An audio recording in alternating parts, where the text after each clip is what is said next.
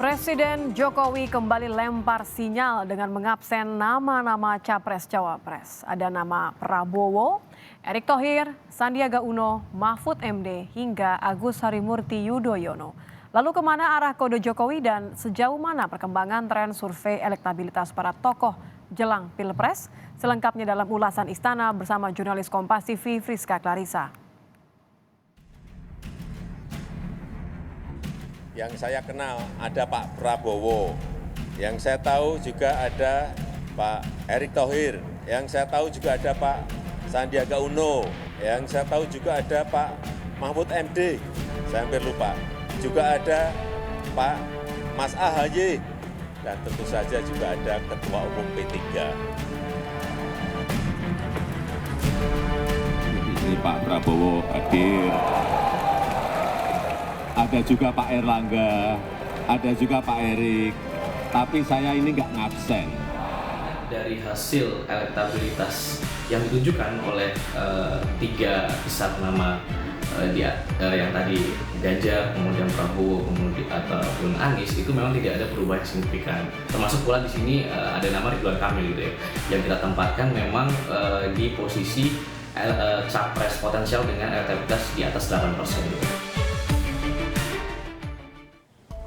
Di harlah ke-50 P3, Presiden Jokowi kembali tebar kode nama Capres-Cawapres. Mulai Prabowo Subianto, Erick Thohir, hingga Agus Harimurti Yudhoyono tak ketinggalan disebut. Kemana arah pancingan sinyal itu bermuara? Lengkapnya dalam ulasan Istana bersama saya, Friska Clarissa. Presiden Joko Widodo mengabsen sejumlah tokoh yang berpotensi menjadi calon presiden dan wakil presiden saat menghadiri perayaan harlah ke-50 P3. Jokowi menyebut sejumlah menterinya sebagai sosok potensial di Pilpres 2024. Bahkan sejumlah ketua umum parpol, termasuk ketua umum Demokrat Agus Harimurti Yudhoyono yang notabene oposisi pun tak lupa disebut Jokowi. Calon yang hadir ini Pak Prabowo, ada Pak Erik, ada Pak Sandi, ada siapa lagi tadi? Ada Pak Mahfud, ada Mas AHY, ada juga Pak Ketua P3, jangan lupa. Tapi ada yang nggak hadir ya Pak ya? Ada yang nggak hadir. Selang beberapa hari di tengah acara pelantikan Badan Pengurus Pusat Himpunan Pengusaha Muda Indonesia HIPMI, Presiden Jokowi kembali memanggil nama-nama yang potensial bersaing di Pilpres mendatang. Nah, hari ini forumnya forum ekonomi, saya tidak ingin mengabsen meskipun saya tahu hadir di sini Pak Prabowo hadir.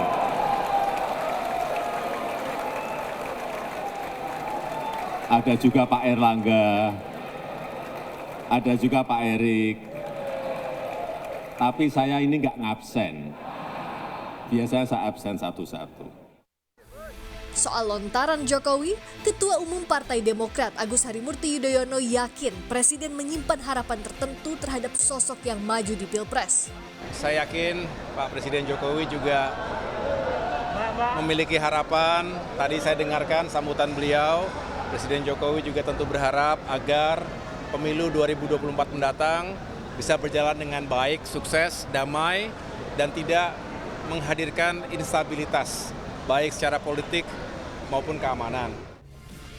Turut disebut Jokowi sebagai tokoh potensial Capres-Cawapres dan sempat diteriaki calon presiden oleh sejumlah kader P3, Menparekraf sekaligus Wakil Ketua Dewan Pembina Partai Gerindra Sandiaga Uno menekankan soal Capres ranahnya Ketua Umum Parpol. Tadi ya banyak guyon ya sama Pak Prabowo juga ada bahwa Pak Mardiono tadi nyampaikan pinjam dulu katanya. Pak Prabowo bilang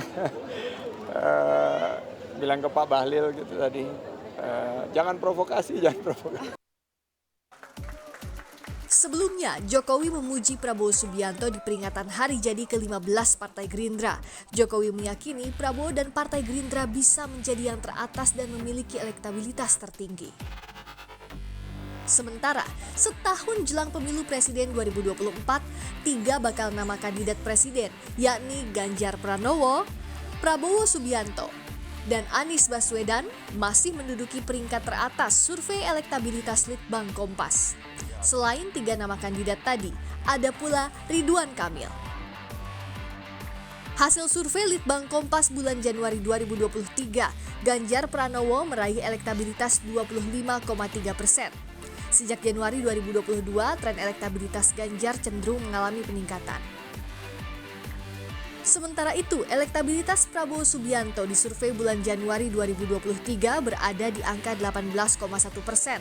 Meskipun sempat mengalami penurunan, namun di bulan Januari 2023 kembali naik dibandingkan Oktober 2022. Sedangkan bakal calon presiden dari Koalisi Perubahan Anies Baswedan memiliki elektabilitas 13,1%. Elektabilitas Anies dalam setahun terakhir masih fluktuatif. Survei Litbang Kompas juga menempatkan nama Ridwan Kamil di posisi 4 besar dengan elektabilitas 8,4%. Ganjar, kemudian Prabowo, kemudian ataupun Anies itu memang tidak ada perubahan signifikan. Termasuk pula di sini ada nama Ridwan Kamil gitu ya, yang kita tempatkan memang di posisi capres potensial dengan elektabilitas di atas 8% gitu. Jadi dari survei sebelumnya, nama-nama tersebut pun sudah mengantongi elektabilitas yang tidak jauh berbeda dengan hasil survei kami di Januari 2023 ini. Survei Litbang Kompas digelar pada 25 Januari hingga 4 Februari 2023. Survei dilakukan pada 1.202 responden di 38 provinsi dengan margin of error plus minus 2,83%. Kode Capres-Cawapres tampak masih akan sering terdengar jelang Pilpres, namun nama kandidat yang pasti dimajukan menunggu hitung-hitungan strategi para ketua umum parpol. Tebar sinyal capres dari kepala negara selalu jadi magnet jelang Pilpres. Geliat manuver partai politik dan tokoh pun semakin menghangat. Yang penting tahap kontestasi sejak jauh-jauh hari hingga pemilihan nanti berjalan sehat. Priska Clarissa, Anggi Mendarwan, Kompas TV, Jakarta.